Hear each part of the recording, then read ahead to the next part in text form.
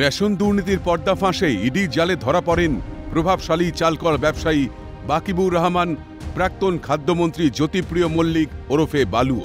বালুর গ্রেপ্তারির পর থেকেই তদন্তের পরতে পরতে উঠে এসেছে একের পর এক চাঞ্চল্যকর তথ্য। বালুর সঙ্গে যোগসূত্র মিলেছে বনগাঁ পুরসভার প্রাক্তন চেয়ারম্যান ধৃত শঙ্কর আঢ্যেরও। আদালতে প্রাক্তন খাদ্যমন্ত্রীর সঙ্গে শঙ্কর আঢ্যের যোগসূত্রের নানা তথ্য তুলে ধরেন ইডির আইনজীবী।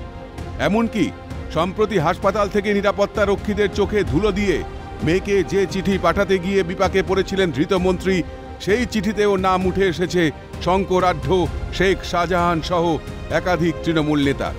এবার তদন্তে মিলল নয়া তথ্য। কৃষকদের সঙ্গে ধান কেনাবেচারও কমিশন খোদ মন্ত্রী নিতেন। বিস্ফোরক দাবি ইডি আধিকারিকদের। প্রতি কুইন্টালে 20 টাকা কমিশন নিতেন জ্যোতিপ্রিয় মল্লিক।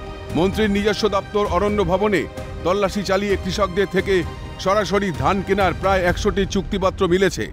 এমনকি নিজের দপ্তরে বসে কৃষকদের সঙ্গে ধান কেনা নিয়ে চুক্তিও করেছিলেন মন্ত্রী, এমনটাই দাবি এনফোর্সমেন্ট ডিরেক্টরেটের। প্রসঙ্গত, রেশন দুর্নীতির টাকা সরাতে মন্ত্রী জ্যোতিপ্রিয় মল্লিক তার স্ত্রী এবং মেয়ের নামেও টার্ম ডিপোজিট খুলেছিলেন। খোলা হয়েছিল প্রায় 58টি ব্যাংক অ্যাকাউন্ট। টাকার হিসেবে দুর্নীতির টাকার অঙ্ক ছাড়িয়েছিল 1000 কোটির সীমাও।